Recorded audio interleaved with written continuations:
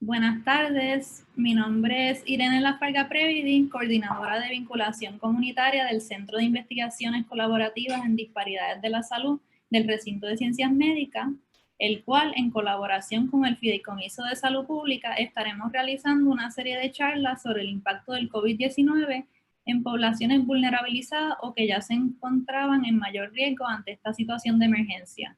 Durante la tarde de hoy, estaremos conversando sobre el manejo transdisciplinario para la prevención de obesidad infantil en tiempos de COVID-19. Los recursos invitados para esta charla son la doctora Maribel Campos y la estudiante doctoral Yari Vale. Así que, sin más preámbulos, los voy a dejar con ellas para que realicen su presentación y luego tendremos un breve espacio para preguntas y comentarios. Gracias.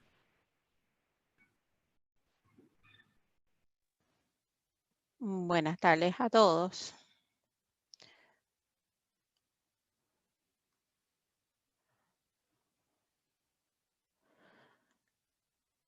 Voy a comenzar con la presentación.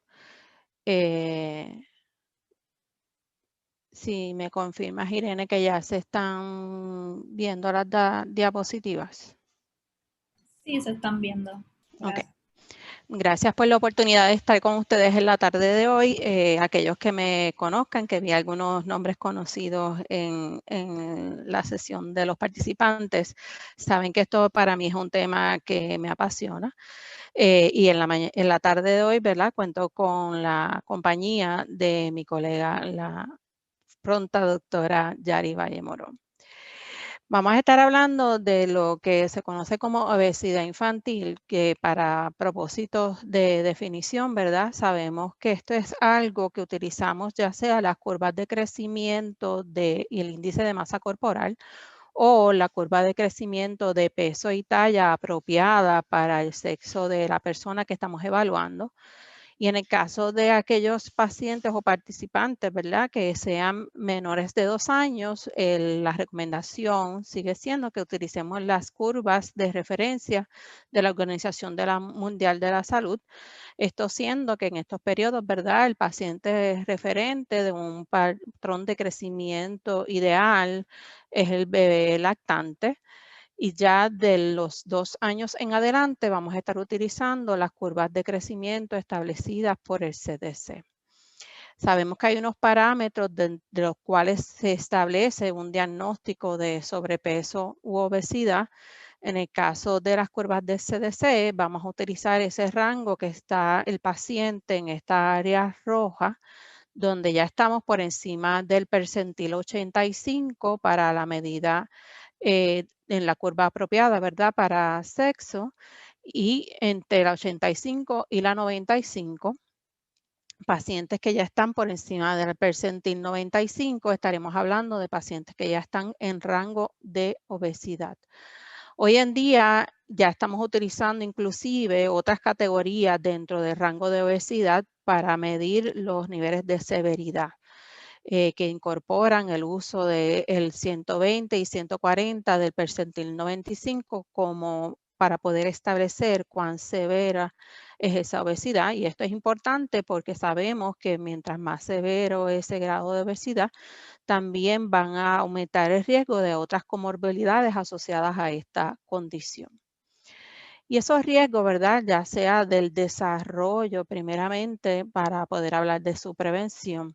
Sabemos que el estado de salud y peso de la madre antes de comenzar el embarazo y justo al momento del comienzo de ese embarazo es uno de los determinantes de riesgo de cómo ese bebé se va a ir creciendo, no solamente en el ambiente intrauterino, sino también luego de que ya ha nacido. Esto también se va a alterar dependiendo de cuánto peso la madre gane durante el embarazo.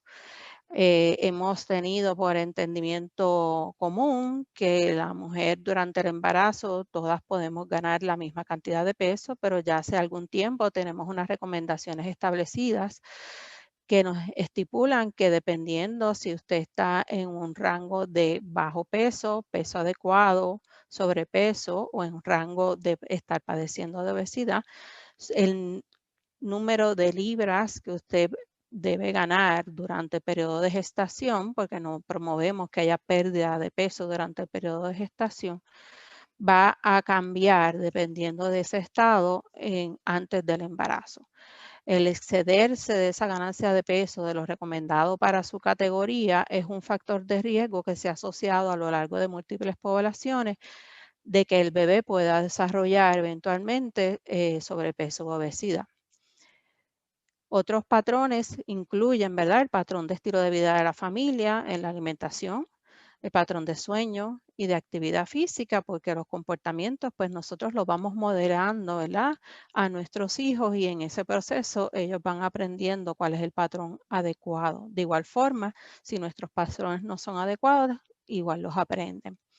Siempre van a haber unos factores genéticos y hay unos patrones de herencia que que inciden en el desarrollo de obesidad, particularmente en el desarrollo de obesidad de bien temprano en la vida, que en algunos casos pudiera estar asociado a condiciones genéticas como pudiera ser el síndrome de Bardet-Biedl o Alström syndrome, que son condiciones que son poco comunes, pero sí sabemos que hay unos sectores de la población que tienen familias definidas con estos componentes genéticos.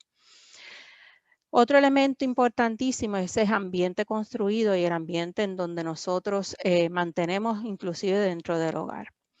El ambiente va a definir la accesibilidad de alimentos, va a definir el tipo de alimentos que estamos consumiendo. De igual forma, va a definir lo que nosotros utilizamos o las estrategias que tenemos accesibles para la actividad física y para el ocio, porque tanto la actividad física como el descanso son igualmente importantes en el proceso de prevención de obesidad.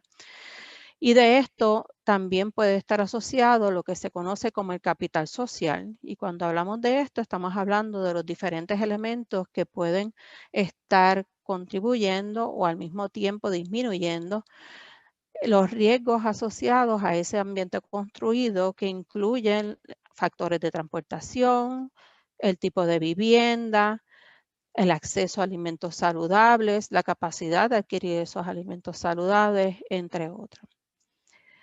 Lo que sí sabemos es que ya sea por los elementos genéticos o por otros contribuyentes como son los patrones de comportamiento o los patrones adquiridos por el patrón de alimentación que tenemos en los perfiles de los microbios que viven con nosotros, que es lo que se conoce como el microbioma, sabemos que de los infantes con un padre con historial de obesidad tiene 3 veces mayores riesgos de padecer la condición.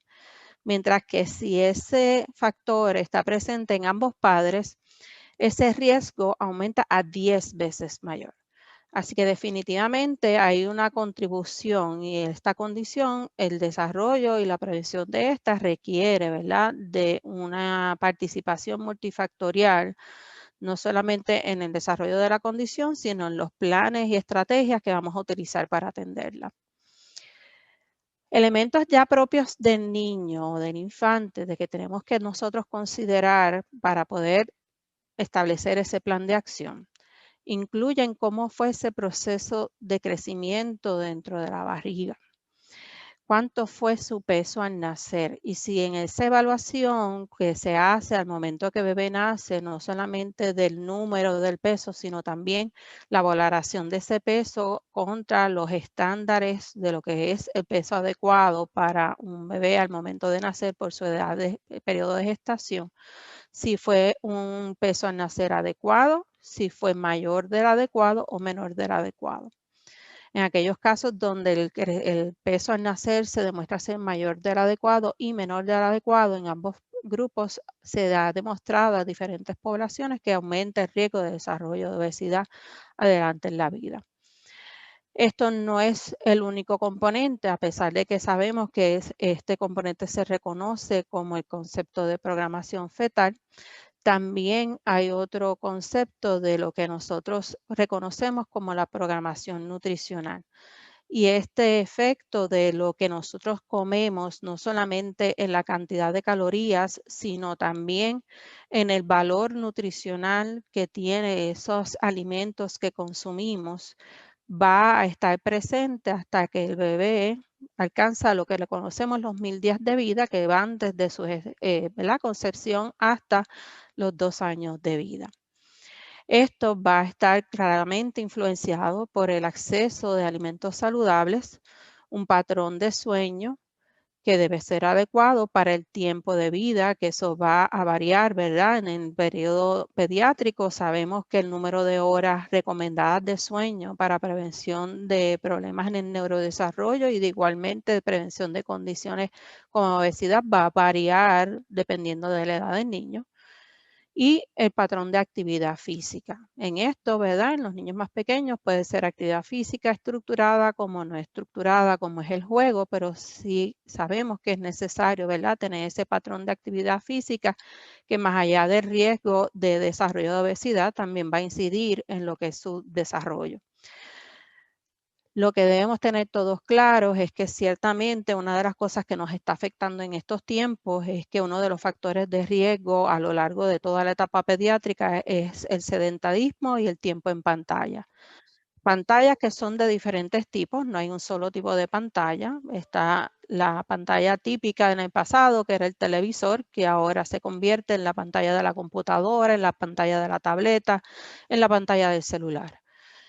Lo cierto es que en niños menores de 2 años el tiempo de uso es 0, el tiempo de uso recomendado. Ya en niños más grandes no debe exceder, ¿verdad? Y eso va variando dependiendo de la edad, no más de 2 horas diarias, siempre y cuando sea uso que no sea, ¿verdad? Para propósitos educativos, que en este caso sabemos que por las situaciones que estamos viviendo, ese uso para fines educativos está cada vez más expandido. Esta información la comparto principalmente para ubicarnos, ¿verdad? En cuál es el estatus de la condición de esto que es un problema reconocido a nivel global como uno de los retos grandes a la salud hacia el futuro. En un estudio que se hizo en la población de participantes del programa WIC, de niños de 2 a 5 años, reconociendo que para este periodo, ya después de los 2 años de edad, es que podemos comenzar a establecer ese diagnóstico de obesidad infantil. Se evaluaron una población donde la distribución entre masculino y femenino era más o menos, ¿verdad? Una mayor participación de varones que féminas. Quiero que noten que en este caso ven que sí sabemos que el programa WIC ofrece servicio hasta los 5 años. Sin embargo, si ven la continuidad, ¿verdad?, de la distribución de edades de los participantes, hay una merma ya después de los 3 años de vida, entre los 3 a los 4 y hacia los 5.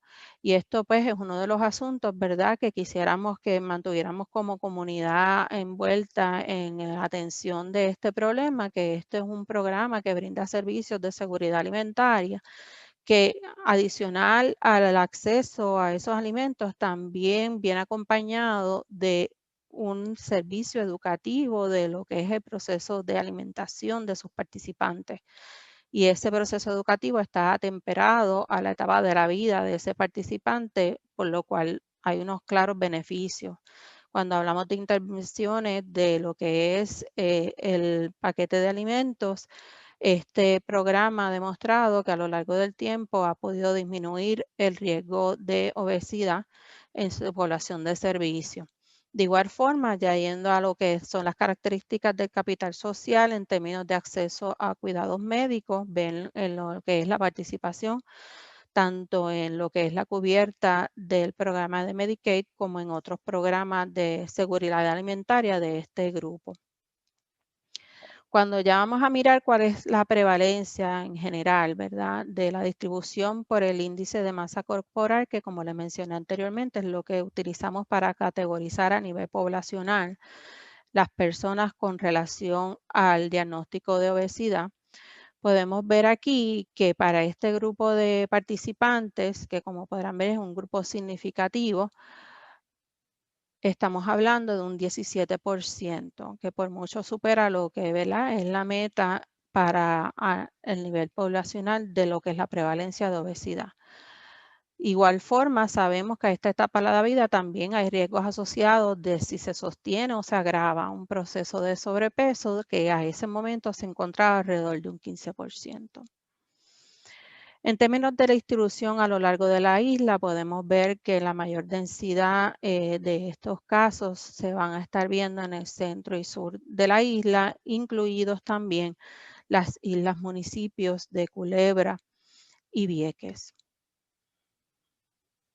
Dentro de los factores que ellos evaluaron, yendo nuevamente sobre los riesgos que discutimos anteriormente, ellos pudieron demostrar que aquellos bebés que habían tenido un peso alto al nacer, que es lo que se entiende para los pediatras como macrosomia, 5 de cada 10 pacientes que presentaron peso alto al nacer eventualmente desarrollaron sobrepeso u obesidad.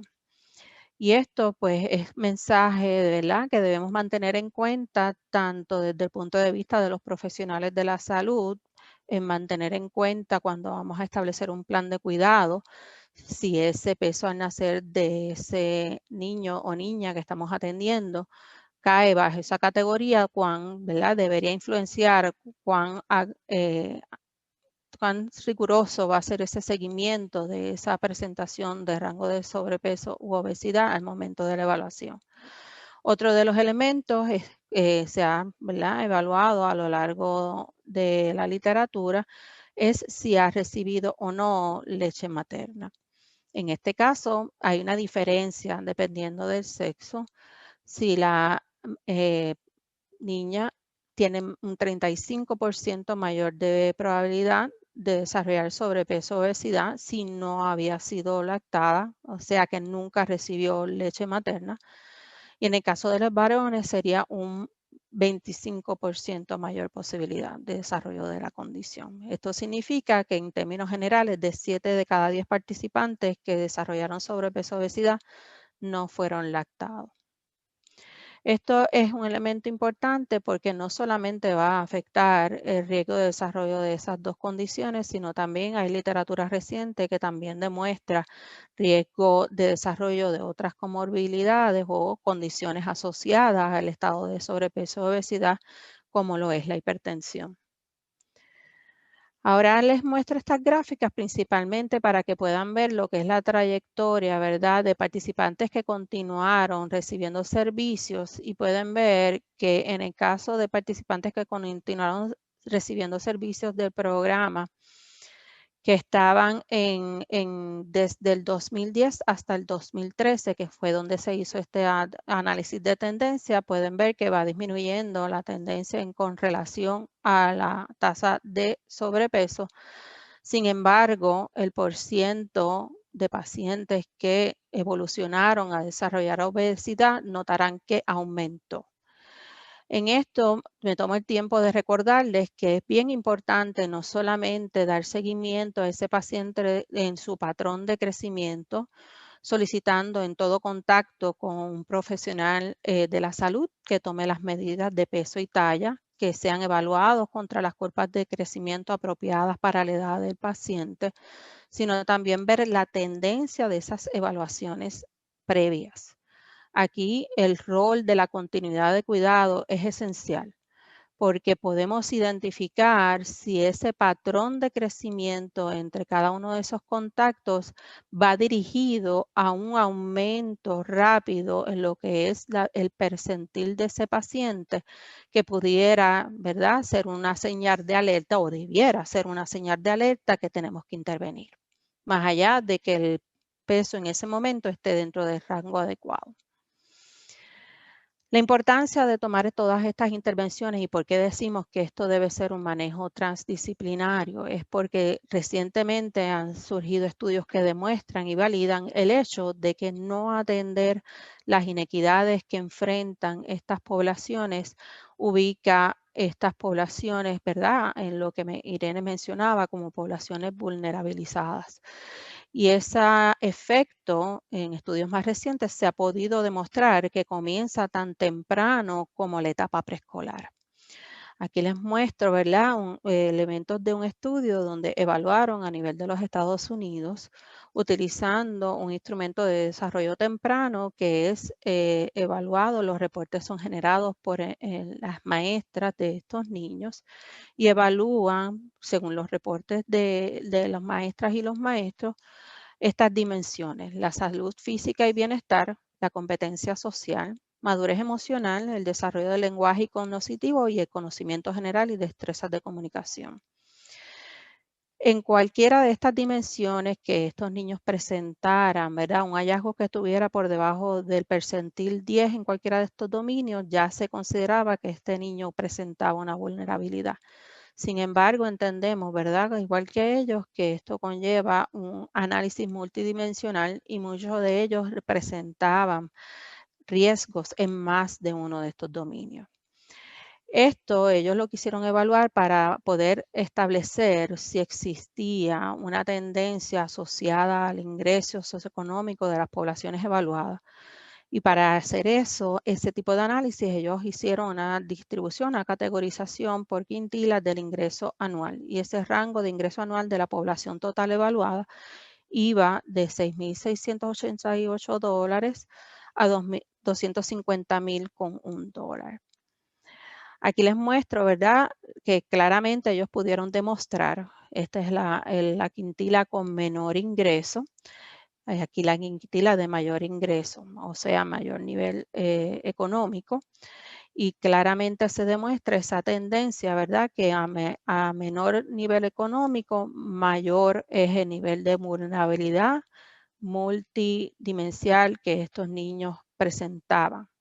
Aquí incluyendo, ¿verdad?, todos los grupos étnicos como un análisis agregado, que el 30% de aquellos de menor ingreso presentaban esa vulnerabilidad.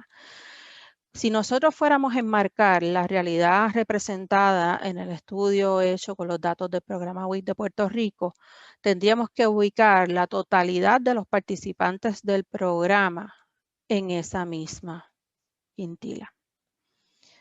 Así que eso para nosotros pues representa una señal de alerta y eso no toma en consideración que los otros elementos asociados a capital social pudieran, ¿verdad?, tener diferencias marcadas en términos de los apoyos que puedan estar presentes aún para esos niños que para este estudio fueron considerados dentro de esa primera quintila. Ya mirando el análisis estratificado por grupo étnico, podemos ver que de toda la población, el grupo de mayor vulnerabilidad era el grupo de la población afroamericana, seguido por el grupo de los hispanos.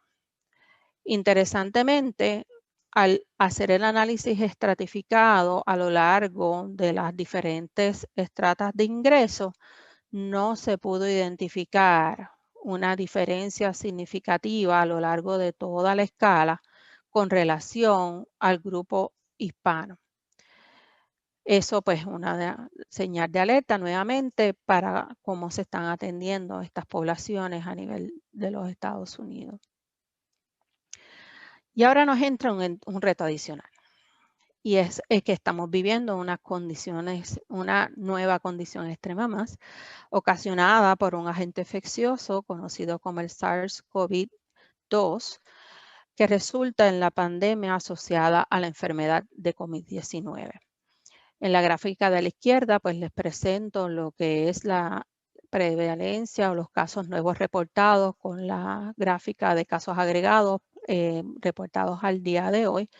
Y de igual forma les incluyo, ¿verdad?, el reconocimiento de unos análisis iniciales que se han hecho que validan que condiciones preexistentes, particularmente condiciones asociadas a síndromes metabólicos, aumentan el riesgo de mortalidad en exceso asociada a esta condición. Y entre ellas se incluyen enfermedades nutricionales donde estaría considerada lo que es el sobrepeso y la obesidad.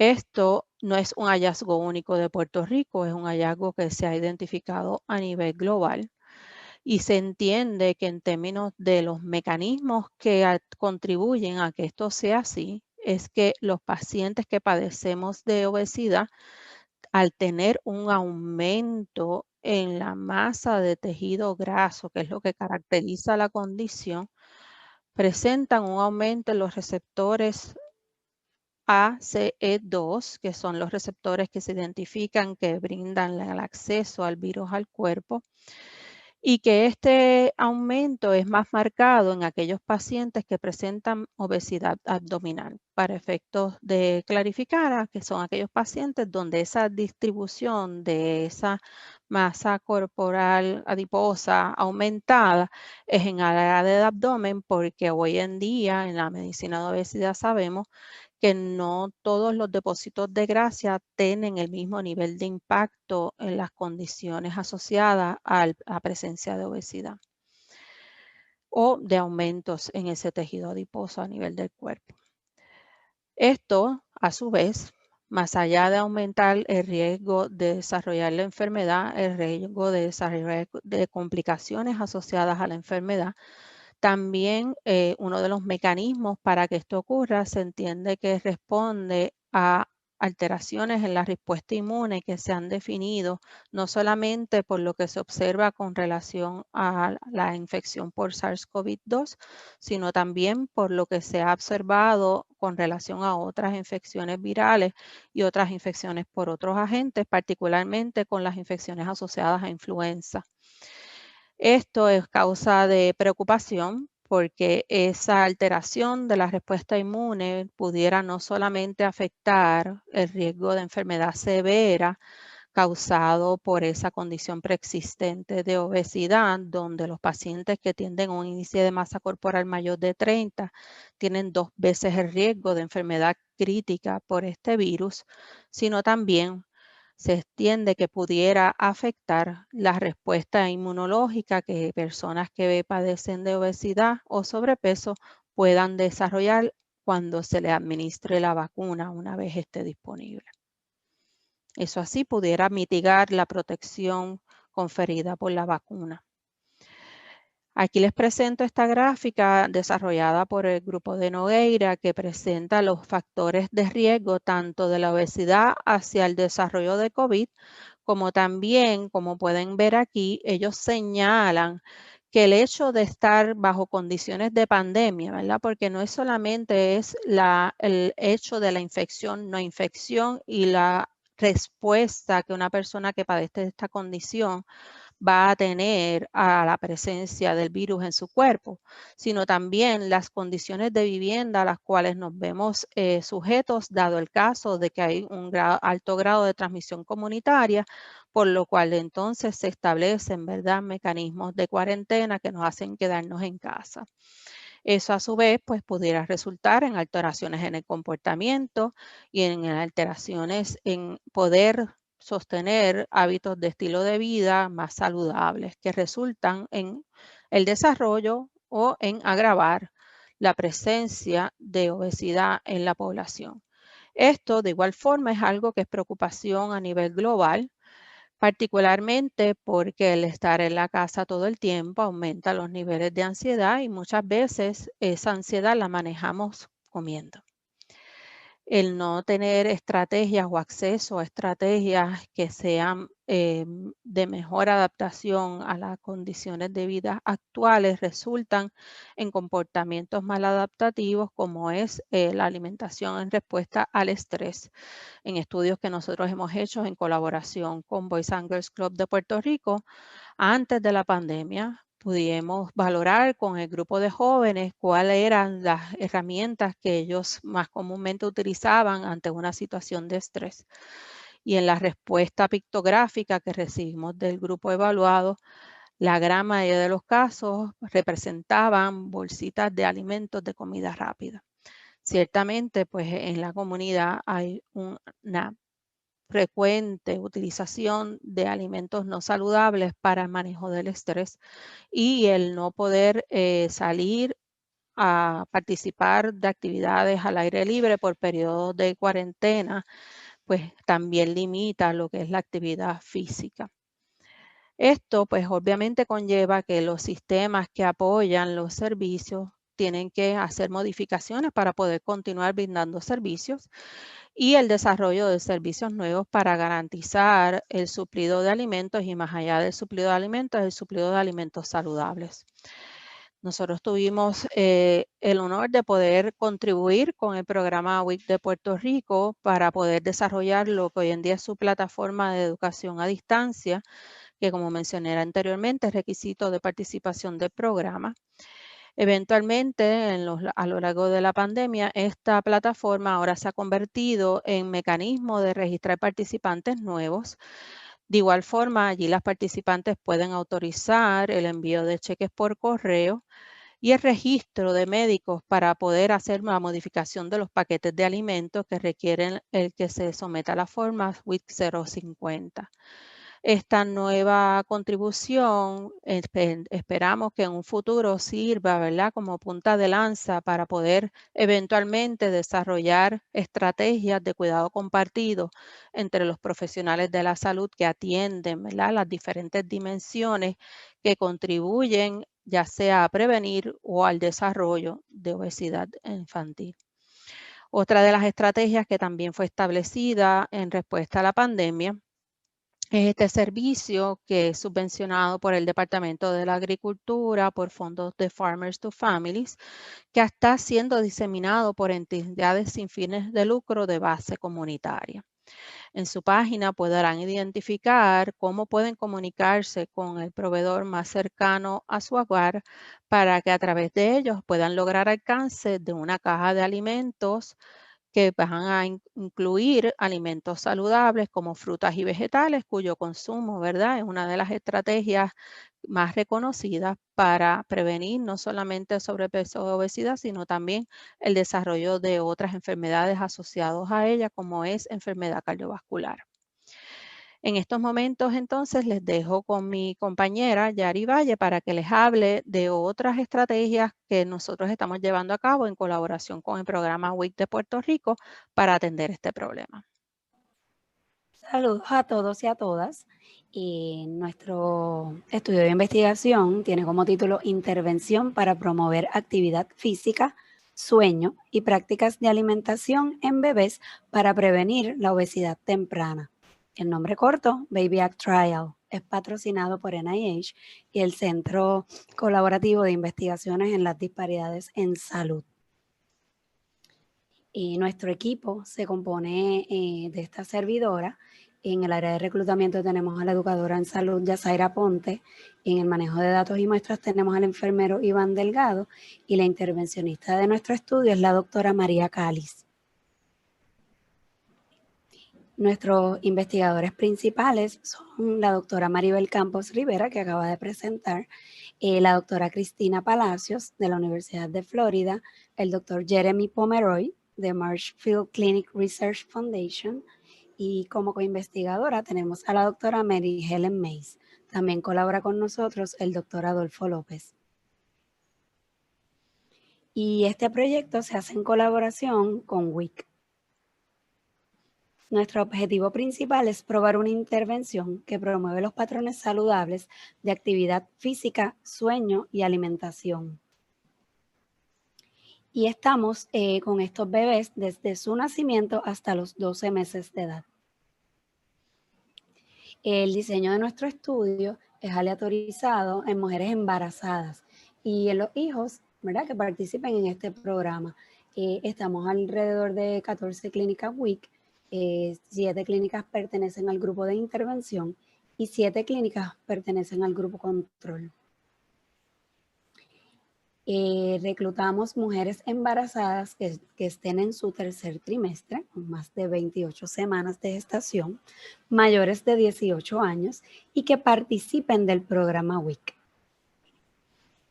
La participante, para estar con nosotros en el estudio, debe estar embarazada con un solo bebé, tener la intención de incluir a su bebé en el programa WIC, estar dispuesta a cumplir con el grupo asignado y a su vez tener acceso a internet y recibir mensajes de texto a su celular.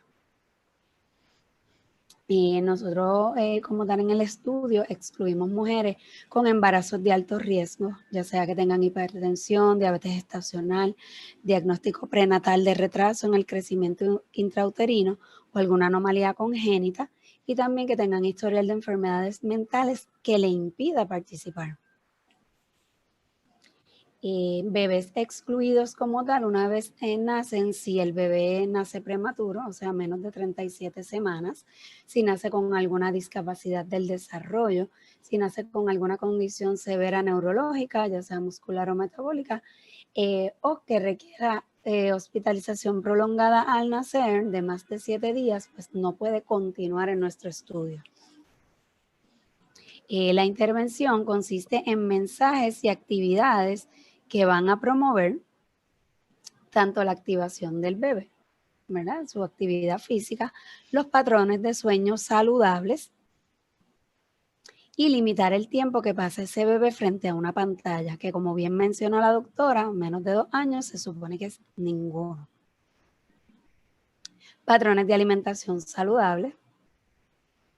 Y los contenidos de esta intervención se presentan a través de una plataforma web que se puede acceder a través de un celular o de una tableta. Esta aplicación, las participantes van a completar un módulo semanal. Cada módulo tiene tópicos en activación, en sueño, alimentación perceptiva y tiempo de pantalla. Y cada módulo, ¿verdad? Haciéndolo generacional, dura alrededor de 5 minutos o menos. Esta meta siempre se evalúa una semana después de cumplido.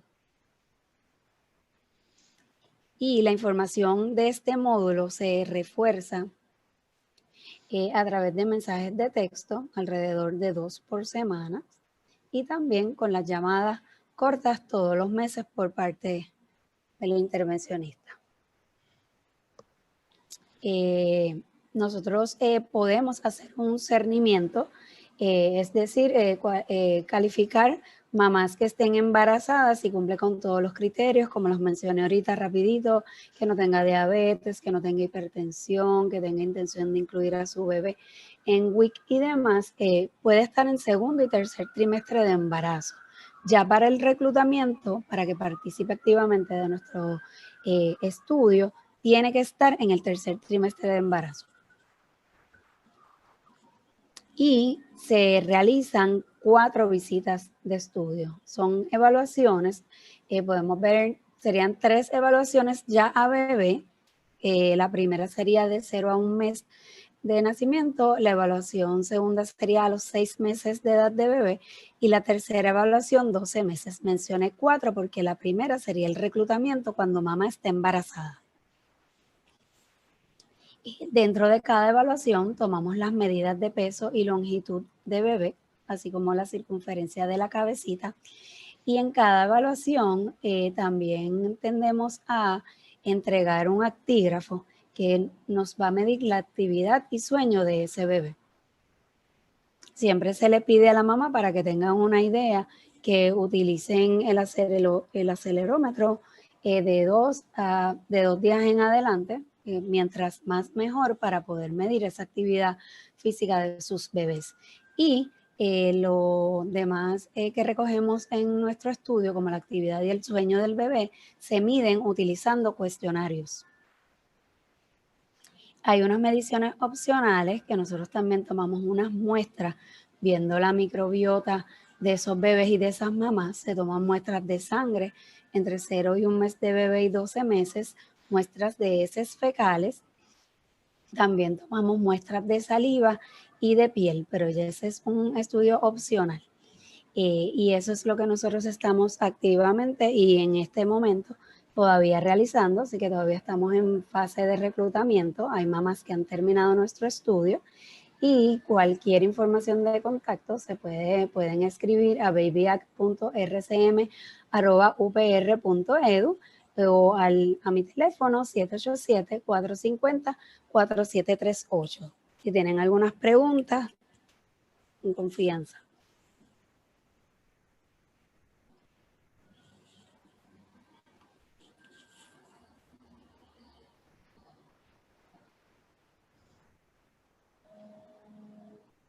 Bueno, si alguien tiene alguna pregunta, ahora tenemos el espacio o algún comentario sobre la presentación.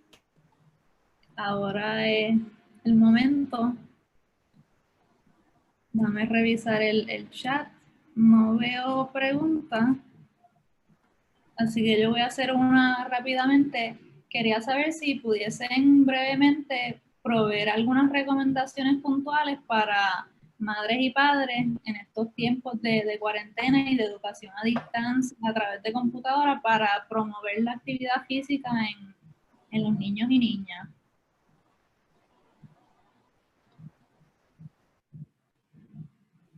Sí, ¿me escuchan? Sí, te escuchamos. Ok.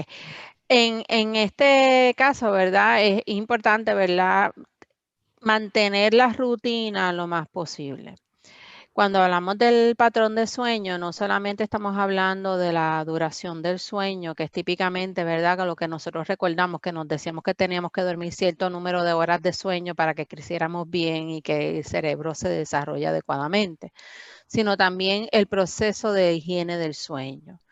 El tiempo de uso de cualquier tipo de estrategia de ocio que requiera el uso de una pantalla, ¿verdad? Porque sabemos que muchos de nuestros niños han estado usando con más frecuencia los juegos electrónicos en este periodo o inclusive viendo videos en pantalla, debe eliminarse al menos una hora antes de lo que es la hora establecida de irse a dormir. Igual forma, tener esa rutina constante de que si antes de la pandemia la hora de acostarnos a dormir era X, mantener esa hora de acostarnos a dormir nos ayuda a sostener esa rutina. En términos de los patrones de alimentación, sabemos que alimentación responsiva lo que va dirigido es que comemos cuando tenemos hambre. No entretener la idea de que vamos a, ¿verdad?, comer para manejar la ansiedad o para entretenernos, ¿verdad? El respuesta a la comida debe ser cuando tenemos hambre y que ciertamente el niño desde temprana edad tiene la capacidad de determinar cuándo se ha saciado. Por lo tanto, también tenemos que ir trabajando con el dogma que se come hasta que el plato esté vacío, porque eso no necesariamente es lo correcto. La alimentación perceptiva nos dice que si ya el niño ha saciado su hambre, tiene la capacidad de determinar que ya no tiene que comer más. Y por lo tanto, el plato debe ser removido. Con relación a la actividad física, sabemos, ¿verdad?, que la limitación en términos de que nos impone las condiciones de vivienda con relación a la pandemia, podemos sentir que no podemos llevar a cabo los ejercicios que hacíamos antes, por un periodo prolongado se restringió el uso de gimnasios, las actividades de deporte en los niños se han visto altamente limitadas, pero siempre hay estrategias que requieren espacios limitados, como pudiera ser la calistenia, como pudieran ser movimientos coordinados, como pudiera ser el baile, que el hacerlos en familia siempre es algo que no solamente va a ayudar a tener esos periodos de actividad física, que en niños debe ser al menos una hora diaria, sino también el manejo del estrés. Así que todas esas herramientas puestas juntas nos ayudan un poco a estar, ¿verdad?, en control, que es parte, ¿verdad?, de lo que las estrategias de autocuidado proponen, de que yo establezca cuál es mi plan para mantenerme saludable. Y no debemos subestimar la capacidad de los niños en poder acoger información y poder establecer un plan para sí mismos, siempre y cuando, ¿verdad?, sean guiados y esas estrategias sean facilitados para ellos. Permiso, y abundando un poco, Irene mencionó también durante el tiempo de homeschooling, yo creo que es bien importante que como papás o como cuidadores estemos pendientes y hagamos pausas activas. Es decir, los niños durante el transcurso del día, antes de comenzar, si en la escuela o el colegio del niño no tiene esto incorporado en en su manejo diario, pues nosotros como papás o cuidadores podemos también hacer una calistenia antes de empezar y sentarnos en esa silla durante la merienda, que el niño esté activo en la medida en que podamos, porque sabemos que en Puerto Rico tenemos muchos niños que viven bajo el nivel de pobreza, pero en la medida que podamos también ofrecer meriendas saludables. Y esto es bien importante durante el día para que el niño no esté sentado todo el día que está cogiendo clases y también se pueda hacer un poco de actividad física. Sí, y también en el sentido de que si en las escuelas sí tienen incorporado, ¿verdad? Esas pausas entre clase y clase, para que no estén todo el tiempo asociados al proceso educativo, que esa pausa no es para pasar de una pantalla a la otra, no es para salir de la computadora para irme a conectar el televisor, es para salir a mirar por la ventana, tener un diálogo, hacer jumping jacks, bailar un pasito de salsa, hacer otras cosas que reactiven ese sistema neurológico, porque la actividad física se ha demostrado que mejora la ejecutoria académica porque está activando ese sistema neurológico y la formación de interconexiones a nivel cerebral. Otro elemento importante para que los niños con necesidades especiales y particularmente niños con síndrome de atención e hiperactividad, una de las herramientas que pudieran considerar es el uso de las bolas de abdominal, que en vez de utilizar la silla tradicional, eso les permite trabajar el balance y tener esa estimulación de movimiento mientras están trabajando su periodo de escuela a distancia. Excelente. Aquí tengo otra pregunta, que es ¿cuáles son los retos más grandes que le han surgido a las familias con las que trabajan en estos tiempos de COVID-19? Esa se la dejo a mi colega Yari, que es la que está en contacto directo con esta familia. Claro que sí, muchos de los retos que hemos visto con estas madres que están en nuestro estudio vienen un poco del ámbito socioeconómico. Para ellas ha sido muy difícil el poder, muchas, por ejemplo, son madres solteras. Y entonces el cuidado del niño versus el salir al supermercado a hacer la compra, el tener realmente el dinero para hacer esa compra, ha sido un reto bien grande en estas madres. E inclusive también han presentado dificultades, por ejemplo, con la tecnología, por decir así. Madres que están teniendo sus bebés han tenido problemas registrándose, registrando a bebés, la redundancia, en el registro demográfico, porque todo es a través del Internet y estamos hablando de mujeres que no cuentan con Internet. Y entonces se les ha hecho bien difícil. Nosotros hemos servido de enlace muchas veces entre WIC y estas mamás para lograr el registro en el programa y a su vez también ayudándolas un poco con lo que es el registro demográfico, pero entiendo que en lo socioeconómico, en lo económico como tal, ha sido el mayor reto que estas mamás están enfrentando durante esta pandemia. Okay. Tenemos otra pregunta aquí en el chat. ¿Cómo uno mantiene la autoestima de un niño o niña cuando sufre de obesidad y en ocasión es víctima de bullying y burla por parte de sus compañeros? Le agradezco a Elizabeth que haya hecho la pregunta, porque ciertamente está descrito que niños que padecen de la condición tienen mayor riesgo de desarrollar no solamente desórdenes de ansiedad y depresión, sino también suicidio. Así que eso es un elemento importante que mantengamos en cuenta. De igual forma que todos a lo largo del espectro de cuidado de esta población reconozcamos que los estudios no han demostrado que un acercamiento que lleve al paciente o a la persona a sentirse culpable o a humillarles, haciéndole último responsable de que estén en un estado de sobrepeso y obesidad, ninguno de esos abordajes o esos mecanismos de tratar de llevar a la persona a actuar han demostrado ser efectivos.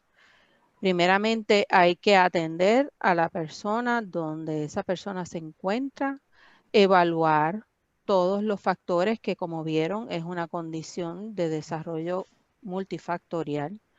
que contribuyen a que esa persona haya, ¿verdad?, evolucionado a ese estado. Sabemos que mientras más temprano se atienda, disminuye la probabilidad que pueda persistir a lo largo de su vida, pero la probabilidad que un niño que alcanza la adolescencia en estado de obesidad se convierta en un adulto que padece de obesidad supera la mitad de los casos. Así que el abordaje en la pediatría es que hablamos de que vamos a trabajar para alcanzar salud.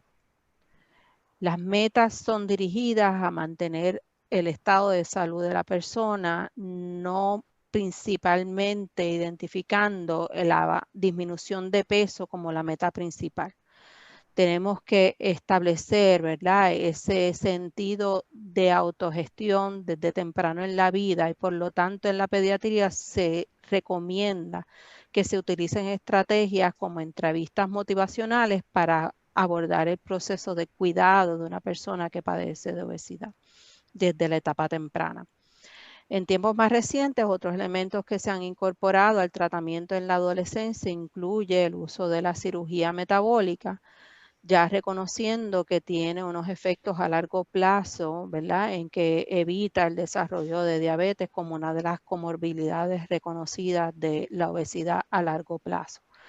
Pero es principalmente reconociendo que desde la manera en que hablamos de la condición, que no debemos decir niños obesos, debemos decir niños que padecen de obesidad. El no tratar a todo individuo que padezca de la condición como una persona que carece de autogestión o que le falta fuerza de voluntad. Hay que reconocer que hay muchos factores desde el proceso de gestación, desde las estrategias que tiene para proveerse su alimentación, como el patrón de sueño, que intervienen en que esa persona, si ya tenía una predisposición genética, desarrolle la condición. Así que no es tan sencillo para todo el mundo. Por lo tanto, no debemos, y debemos igual forma hacerlo a nivel de la comunidad. No debemos mitigar si una persona trae a la atención de un maestro de una comunidad que está siendo víctima de acoso porque sea relacionado a su peso. El acoso relacionado al peso es una de las maneras de discrimen más comunes que ocurren a nivel global. Y ocurren porque es un estándar que por muchos es socialmente aceptable discriminar por una persona por esa razón.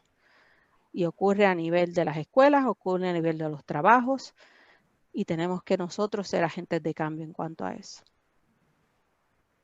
Quisiera añadir algo. Bueno, yo soy la doctora Wendy Matos, trabajo en el fideicomiso.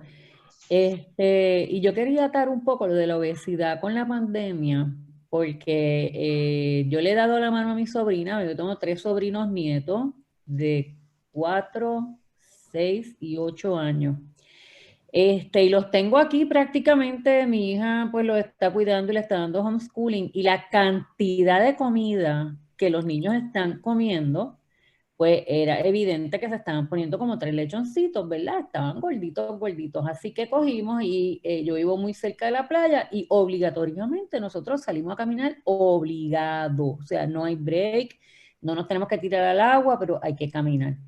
Y entonces el ejemplo que, o sea, cuando hacemos la compra ya no modificamos, porque realmente nosotras como adultas podíamos manejar lo que nos íbamos a comer, pero cuando llegan los nenes y empiezan a pedir de todas estas golosinas, pues digamos, espérate, vamos entonces a la fruta, vamos a los vegetales, vamos a reducir porciones y a tener, pero esto es un trabajo 24/7, o sea, es un estilo de vida, es un cambio completo. Y entonces a mí me da mucha pena porque los niños que son ridiculizados por su gordura, mira, ellos no realmente no son ellos los culpables, o sea, hay que llegar a esa conversación personal, llegarle a verla bien cercano, bien sensible.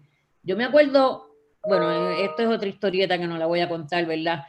Pero bueno, el asunto es que la gente no sabe lo cruel que es con un niño, o sea, decirle a un niño que tiene una cosa que no está bajo su control absoluto y compararlo continuamente, eso le hace una mella para toda la vida. Así que nosotros lo que hemos hecho es obligar a los niños a soltar lo electrónico. Los hemos obligado prácticamente a coger calle y ahora les encanta salir a cojetear debajo del sol. Antes era aire acondicionado todo el día. Y lo otro, sacrificarnos todo, porque no hay dulces, hay fruta. Y es un reenfoque no punitivo, ¿verdad? Porque no podemos ser punitivos. O sea, yo soy gordita y yo sé que estoy gorda, pero yo me alimento bien. ¿Ve? Y entonces uno dice, bueno, entre alimentarse bien y hacer un poquito de ejercicio, a seguir enseñándole malas cosas a los que vienen detrás, pues no es lo correcto. Así que yo Ciertamente, esto es a incorporar pasitos en la vida, ¿verdad? De little steps que nos puedan ayudar a ir reconociendo que, pues, y si está gordito, pues está gordito, punto, ya. Vamos a hacerlo comer mejor y ya. Porque no todo vamos a ser flacos y bellos. sí, aquí por eso, y gracias por el comentario, ¿verdad? Reiterando que aquí la meta es dirigirnos hacia salud, porque a veces, Claro. ¿verdad? Siguiendo el dogma cultural, grande, gordo, colorado, eso no necesariamente, y de hecho hay una paradoja que se está explorando a nivel global, donde países donde la malnutrición por siempre ha sido lo que hay que prevenir, ahora tienen también su porción de la epidemia de obesidad. Y es que no todos los pacientes o todas las personas que usted está viendo que están en rango de sobrepeso y obesidad están bien nutridas. Hay muchas personas que están con un peso en ese rango porque tienen un exceso de tejido adiposo, sin embargo tienen carencias nutricionales con unas deficiencias específicas en alto grado. Así que es muy, como bien dice, vamos a hacer un abordaje desde los elementos positivos, desde las fortalezas. Y en el caso de la población pediátrica es desde las fortalezas de la familia. Compartiendo un poco igual en el caso de mi familia, por mucho tiempo la gente pensaba, ¿verdad?, que quien decidía quién se iba a cenar en mi casa, que es mi hijo, era porque nosotros teníamos lo que llaman un comedor melindroso y todo lo contrario, mi hijo come de todo. Lo que pasa es que él, desde bien pequeño, nosotros hicimos todo el esfuerzo de que tuviera un buen aprendizaje de cuáles eran las porciones correctas, cuáles eran los mejores alimentos y fuimos modelando ¿verdad?, su gusto, ¿verdad? Porque las personas se acostumbran a comer lo que les gusta, pero les gusta lo que han probado desde bien temprano en la vida y por lo tanto era la persona que mejores selecciones de alimentación hacía. Entonces, papá y yo, los dos padecemos de obesidad. Esa es la razón de que mi hijo es el que selecciona qué es lo que se va a cenar en la casa.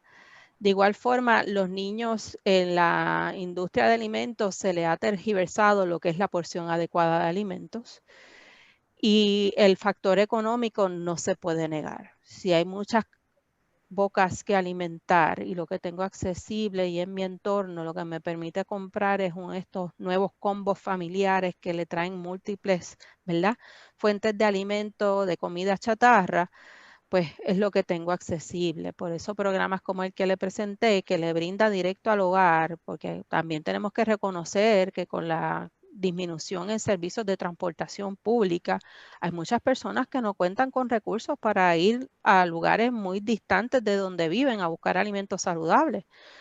El servicio de cajas les permite recibir esos alimentos saludables, ya sea en su casa o en entidades de base comunitaria próximas a donde están. Estas intervenciones definitivamente conlleva construir desde las fortalezas a nivel del individuo, a nivel de la familia, a nivel de la comunidad, en alianzas entre todos los sectores. Por eso los equipos transdisciplinarios y nosotros estamos comprometidos con seguir parte de uno de esos eslabones de esos equipos. Uno de los elementos que yo quería traer también, ya que estaba lo que hablamos de la parte del ejercicio, ¿no? En muchos otros países las áreas de ejercicio son áreas blancas, son áreas libres de peligro. Puerto Rico lamentablemente no tenemos esas áreas de ejercicio blancas o ejercicio, ¿verdad? Libre de posible violencia. Y eso es uno de los elementos que se tienen que empezar a trabajar. Es un área, no tiene que ser un área grande, puede ser un área con equipo, por lo menos aquí en la playa pusieron como unos pequeños playgrounds de adultos, y los niños también tienen sus áreas de playground. O sea, decimos que no tenemos tiempo para cocinar, que no tenemos tiempo para esto, pero realmente si nos ocupamos y planificamos, da el tiempo y no todos van a ser flaquitos y lindos, pero vamos a ver de todo como el Arca de Noé. Sí, ¿verdad?